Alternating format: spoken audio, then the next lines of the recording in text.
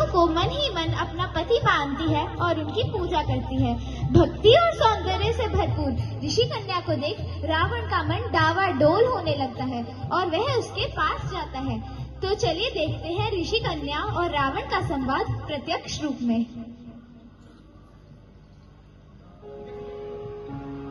ओम विष्णवे नमः, ओम विष्णवे नमः, ओम विष्णवे नमः। बल खाए चोटी अलग, मुख पर अलग निखार, मानो चंदन की गोद में खेलत नाग कुमार। नहीं नहीं, ये उपमा तो अधूरी है। गोरे गोरे गालों पर काले काले बाल, जो चंदन के पेड़ पर लिपट रहे हो ब्याल। विद्या के भंडार उपमा तो तू दे सकता है, एक छोड़ कहीं हजार, परंतु शुद्ध होने चाहिए विचार। ओ कन्या, तुम कौन हो और यहाँ पर क्या कर रही हो?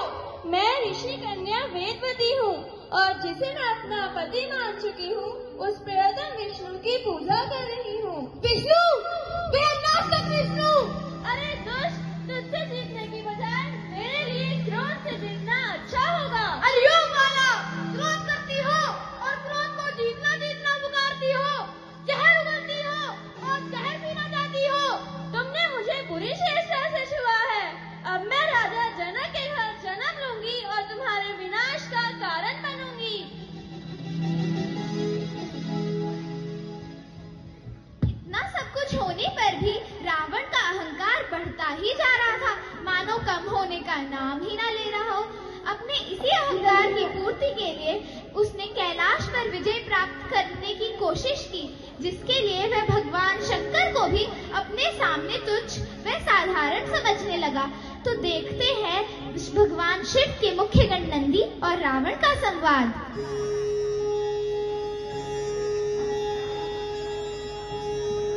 मामा हमारी, ये हमारा विमान ऊपर क्यों नहीं जा रहा है?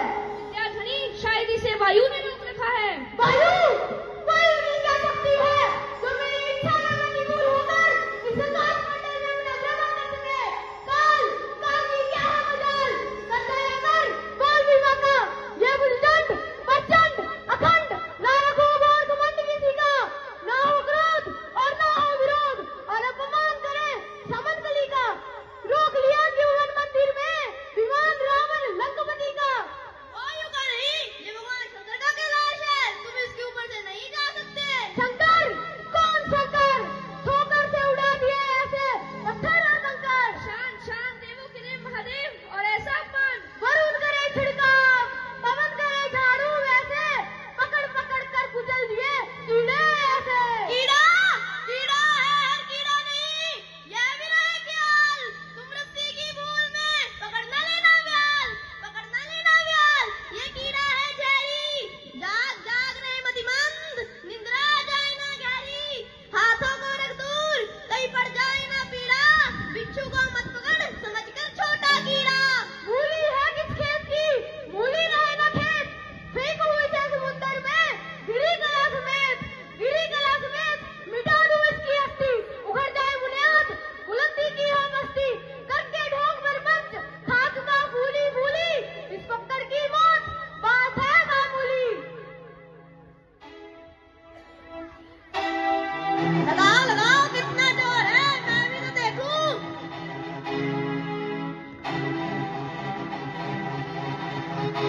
अरे अभी महादेव ने मेरा अभिमान तोड़ दिया और मैंने अभिमान करना छोड़ दिया। जय शंकर की, जय शंकर की, जय शंकर की, जय शंकर की। अगली कहानी है जब धरती पर हर तरफ पाप, निरंकुशता, अत्याचार बढ़ता ही जा रहा था। लंका का राजा रावण हर तरफ नृशंस अत्याचार फैला रहा था। उसने आकाश पाताल के सभी घर अचर प्राणियों को अपने अधीन कर रखा था। तब माता पृथ्वी ने उद्धार के लिए भगवान को अपने ऊपर जन्म लेने की प्रार्थना की और भगवान ने भी मानव रूप में राजा दशरथ के घर जन्म लिया। पूजनीय, जल पान करें। हमारे लिए पानी हमारा बेटा श्रवण लेके आएगा, हम उसी के हाथों से जल पान करेंगे। नहीं, वह नहीं आएगा। क्योंकि इन नापाक हाथों से चले तीर से उसका जीवन समाप्त हो चुका है। क्या? तो हम भी अपने प्राण त्याग देंगे और हम तुम्हें श्राप देते हैं कि जैसे पुत्र वियोग में हमारी मृत्यु हो रही है, वैसे ही एक दिन पुत्र वियोग में तुम्हारी भी मृत्यु होगी। क्षमा क्षमा करें मुझे, यह मुझसे कैसा अपराध हो गया, क्षमा करें मुझे महाराज। इसी घटना को मुख्य रखते हुए भगवान ने राजा दशरथ के घर जन्म लिया।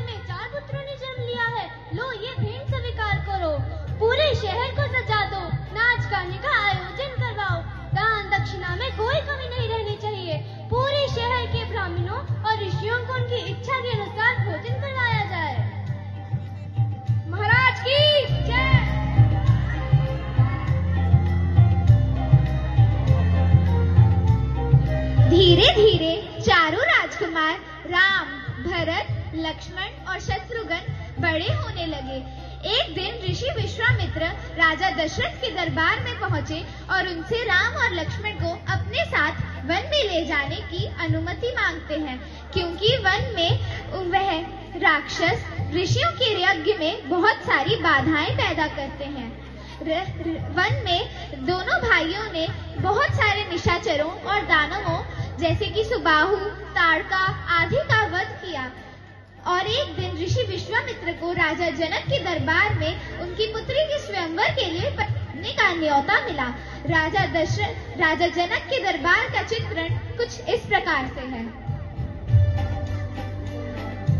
आए हैं अनु, देश देश के है भूप, घाट घाट से स्वरूप, आज यहाँ जो पधारे हैं, योद्धा बलकारी, वीर धनुषधारी, आए कर के तैयारी, राजा जनक के दुआरी हैं। महाराजा जनक की जय हो। हे राजागण, जैसे कि आप जानते हैं कि जो भी इस शिव धनुष को तोड़ेगा वही मेरी प्रिय पुत्री सीता का वर होगा। महाराज पहले आप आइए। ये तो क्या चीज है, इसे तो मैं अभी उठा सकता।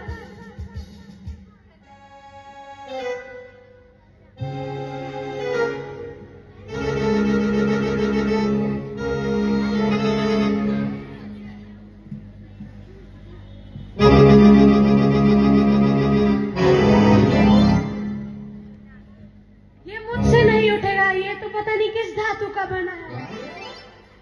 आइए महाराज, अब आप आइए।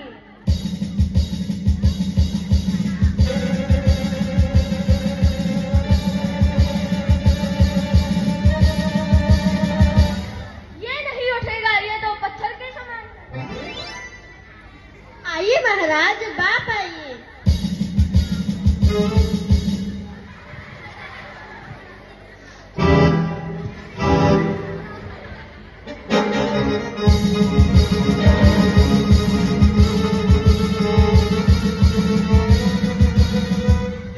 ये तो मुझसे नहीं उठ रही, पता नहीं क्या माया है। हे दीप दीप के राजागण, हम किसे कहे बलशाली है। हमें तो विश्वास हुआ कि पृथ्वी वीरों से खाली है। हम ऐसा प्रण लेते ही ना तो ऐसी हानि होती ना। पुत्री को कुंवारी रहना है, क्या करे हमारे वश में क्या है। सच्चे योद्धा, सच्चे क्षत्रिय अपमान नहीं सह सकते हैं। जिनको सुनने की शर्म नहीं, वे चुप कैसे रह सकते हैं। हे लक्ष्मण, बड़े भाई के होते गुस्ताखी वजह नहीं। बड़ों के जगह वीरता का दावा करना ठीक नहीं। आओ राम, अब तुम आओ और धनुष उठाओ।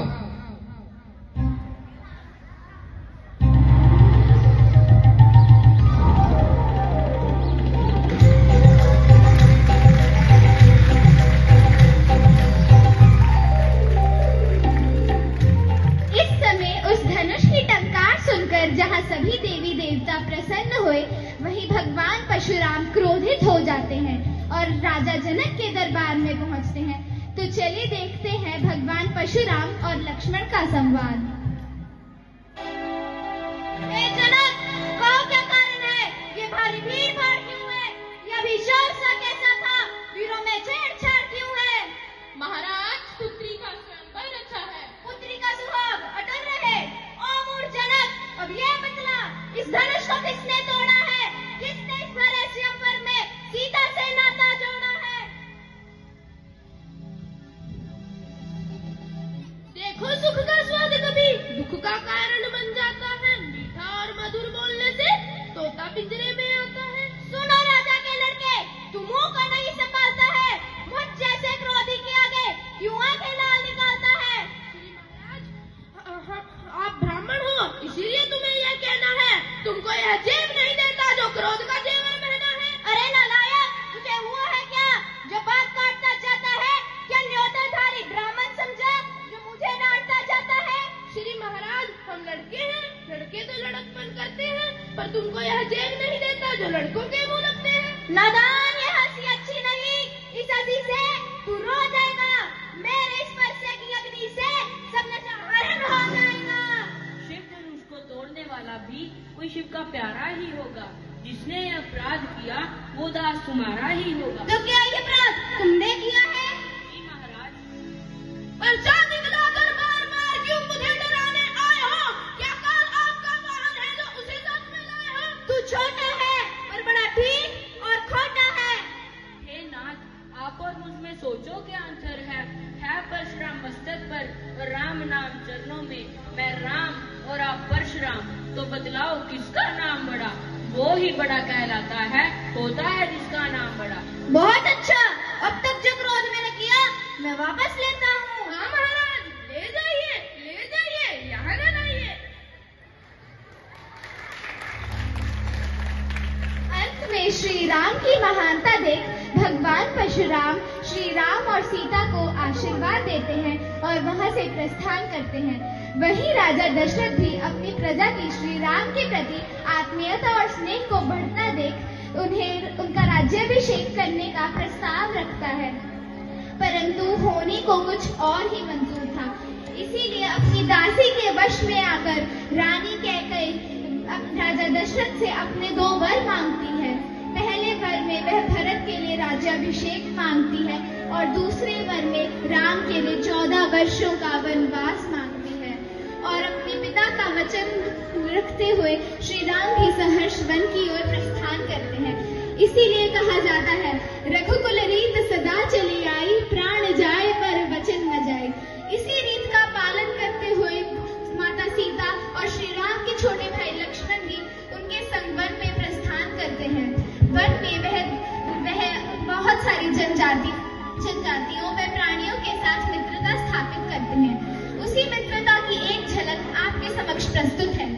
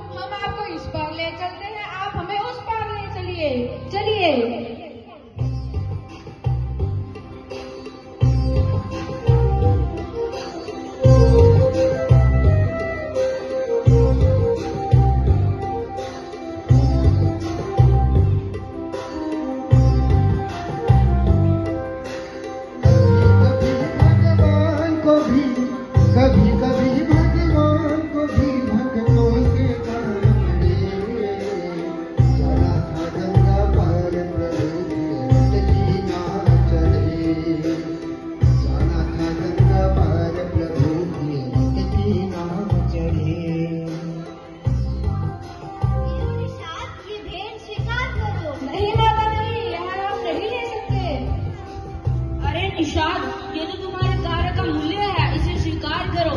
तुम नियमित हो भवसागर के, फिर क्या लेना और क्या देना। हमने तुमको पार लगाया, तुम हमको पार लगा देना। अरे निषाद, तुम जैसा मित्र पाके मैं धन्य हुआ, मेरे गले लगो। नहीं प्रभु नहीं, मैं आपके चरण के हूँ। तुम तो मेरे मित्र समान हो, मेरे गले लगो।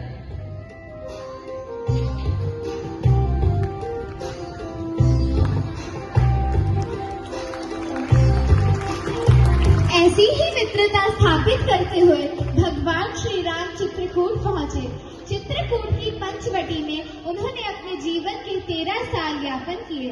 परंतु एक दिन रावण की बहन शूर्पणखा आती है और दोनों राजकुमारों को वन में भ्रमण करता हुआ देख प्रभावित होती है और उनके समक्ष विवाह का प्रस्ताव रखती है। परंतु राम और लक्ष्मण दोनों ही उसके प्रस्ताव को ठुकरा देती है, जिससे क्रुद्ध होकर शूर्पणखा माता सीता को बुरा भला और अपशब्द बोलने लगती है।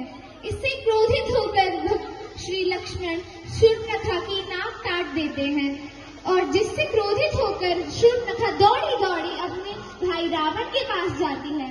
रावण अपनी बहन का अपमान होता देख रह न सका और वह माता सीता का हरण करने के लिए योजना बनाता है और वह पंचवटी पहुंचता है।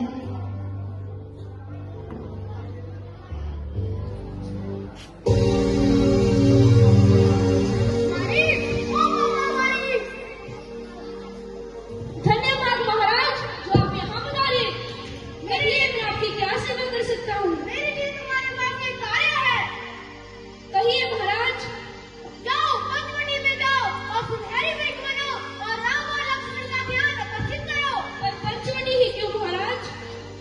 मुझे जरा लोग अच्छे नहीं लगते। अगर तुमने मेरी बात नहीं सुनी तो इस दिन दुनिया से हाथ धो बैठोगे। ठीक है महाराज, मैं अभी जाता हूँ। ठीक है।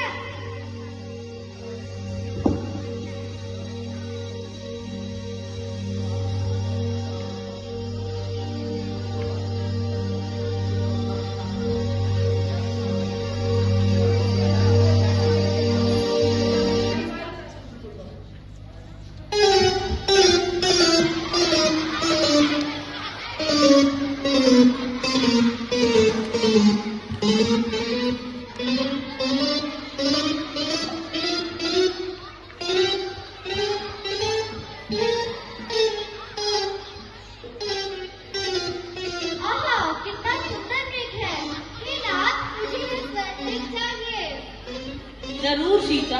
हे लक्ष्मण, तुम सीता का ध्यान रखना, मैं अभी स्वर्ग मृग लेके आता हूँ। ठीक है महाराज।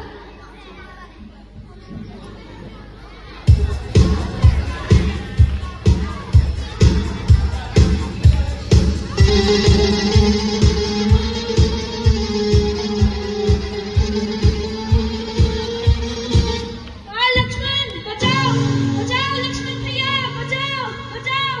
लक्ष्मण, तुम्हारे भैया सहायता के लिए पुकार रहे हैं, अभी जाओ।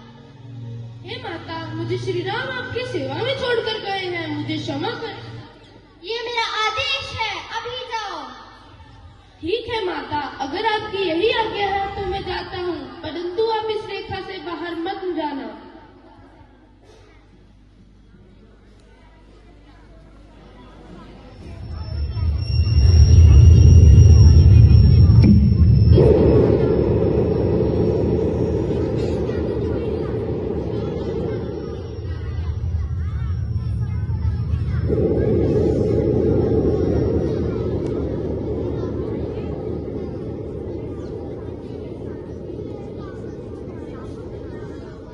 भिक्षाम देहि अलग निरंजन, अलग निरंजन।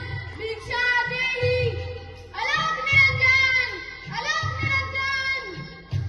जी महाराज, आप कौन हैं और आपको क्या चाहिए? हे देवी, मुझे भिक्षा चाहिए।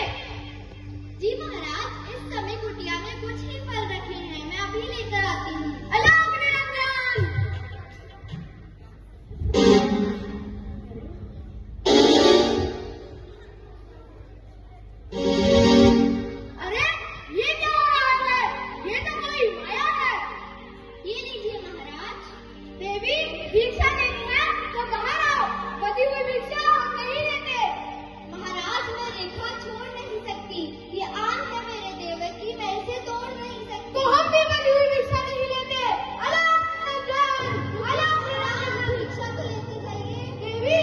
भिक्षा देनी है तो कुटिया के बाहर आओ।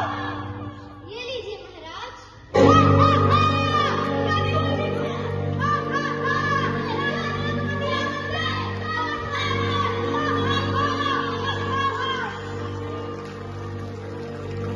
जैसा कि आपने देखा कि रावण भेष बदल कर आता है और धोखे से मां सीता का हरण कर ले जाता है।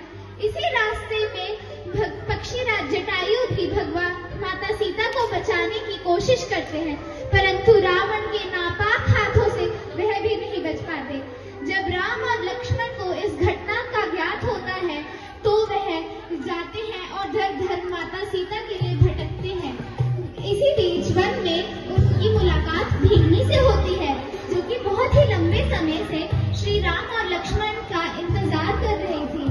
भीलनी श्री राम और लक्ष्मण को देख अपना जीवन सार्थक करती है और वह उन्हें पंपा सरोवर के निकट राजा सुग्रीव का पता बताती है, जो कि उनकी सहायता कर सकते हैं। तो देखते हैं आगे क्या होता है।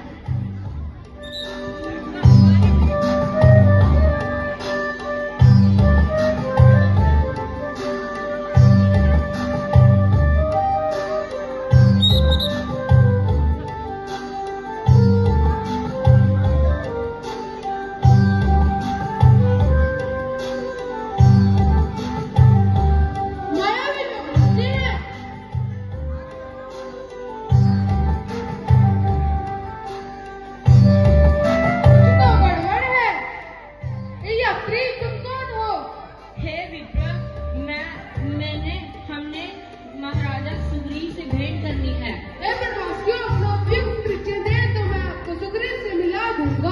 मैं अयोध्यापुरी के राजा दशरथ का पुत्र राम और ये मेरा छोटा भाई लक्ष्मण। हे प्रभु क्या आप ही राम हो? हाँ भाई, यही राम है। क्या तुम्हें कोई संदेह है? मेरा जीवन सफल हुआ। अरे नहीं विप्र, मैं तो तुम्हें पहले ही पहचान गया था कि तुम हनुमान हो।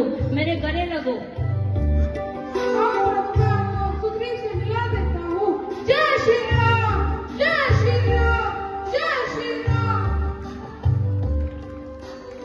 राजा सुग्रीव और ज्ञानी जामवंत से मिलने के बाद भगवान श्री राम को ज्ञात होता है कि बाली ने सुग्रीव की पत्नी का धोखे से हरण कर लिया था और वह बाली का वध कर देते हैं। बाली अपने अंतिम समय पर श्री राम को पहचान जाता है और अपने पुत्र अंगद को उनकी सेवा में भेंट कर देता है। इसी बीच सुग्रीव अपने वादे के अनुसार श्री राम की पत्नी सीता को तलाशने के लिए सारी दिशाओं में अपने सैनिकों को भेज देता है। इसके दौरान भगवान हनुमान को माता सीता का पता चलता है और वह रावण के दरबार में शांति दूत बनकर जाते हैं। परंतु जब रावण नहीं समझता तो भगवान श्री राम अपने एक और दूत अंगद को उसके दरबार में भेजते हैं। तो देखते हैं कि दरबार में क्या हुआ। जय श्री राम। किसकी तलाश में उसे? क्या तुम ही आए हो? कहो क्या पैगाम लाए हो? हाँ, मैं स्वर्गवासी बाली का पुत्र हूँ। मेरा नाम अंगद है। आप तो मेरे मित्र बाली के पुत्र हो। कहिए क्या विदात है? आपकी बड़ी मेहरबानी है। हे रावण सुन, मुझे श्री राम ने इसलिए भेजा है कि तुम सीता को उन्हें लौटा दो और युद्ध को शांति में परिवर्तित करो। खामोश, खामोश, ओ नौजवान, अब तो अपनी जुबान को संभाल।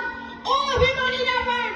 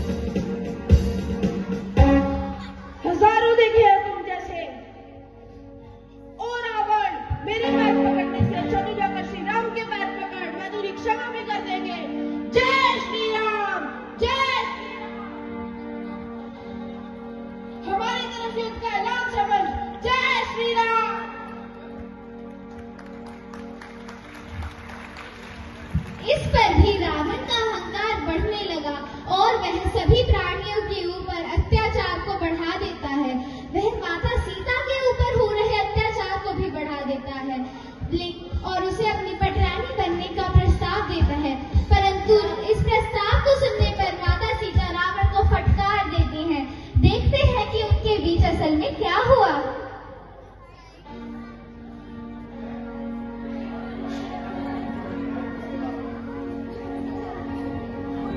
ओ भीटे, बताओ तुम्हारा क्या विचार है?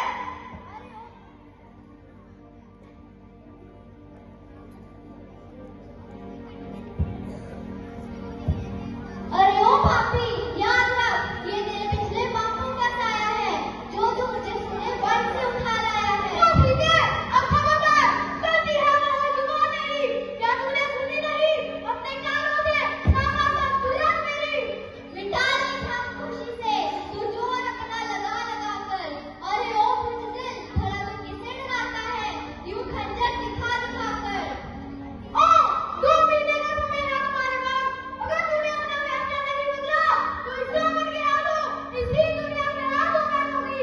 अरे बुज़दिल, अगर तुझ में इतना ही बल था तो मुझे बल भूमि में ही खींच लेता, वहां क्यों मुझ छुपा कर पड़ा था? प्रिय संगनी, जरा इस मूर्ख कन्या को समझाओ, कहीं ये देश रावण के आगा अकाल लोक में प्रबल न करना पड़े। जो आज्ञा महाराज। जैसा कि आपने देखा कि माता सीता रावण को फटकार देती है और रावण माता सीता को 2 मास का समय देता है। अगर 2 मास के अंदर माता सीता ने अपना निर्णय नहीं बदला तो उसका परिणाम अच्छा नहीं होगा। और ऐसा ही हुआ और ऐलान हो गया युद्ध का। देखते हैं कि रणभूमि में क्या हुआ।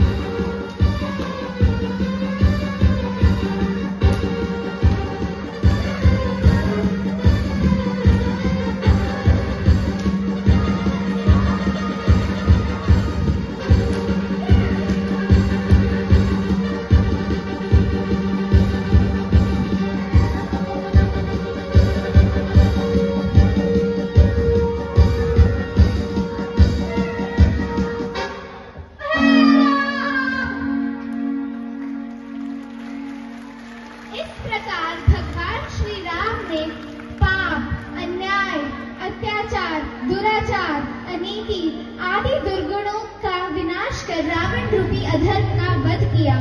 और इसी उपलक्ष्य में आज ही के दिन कई सालों से दशहरा यानी कि विजयदशमी मनाई जाती है। इसके 20 दिन बाद दीपावली का उत्सव होता है, क्योंकि इस दिन भगवान श्री राम अयोध्या पहुंचे और अयोध्या वासियों ने उनकी आगमन की खुशी में दीपमाला की। उसी के लिए हम दिवाली मनाते हैं। रामायण के उपलक्ष्य में मैं आप सबके सामने एक दोहा प्रस्तुत करना चाहती हूँ। आदो राम तपोवनादिगमनम हत्वा मरीगम कांचनम वैदेहि हरणम जटायुमरणम सुग्रीव संभाषणम निग्रहणम समुद्रतरणम लंकापुरी दाहनम पश्चाद रावण कुंभकर्ण हननम एतद्धि रामायणम। जय श्री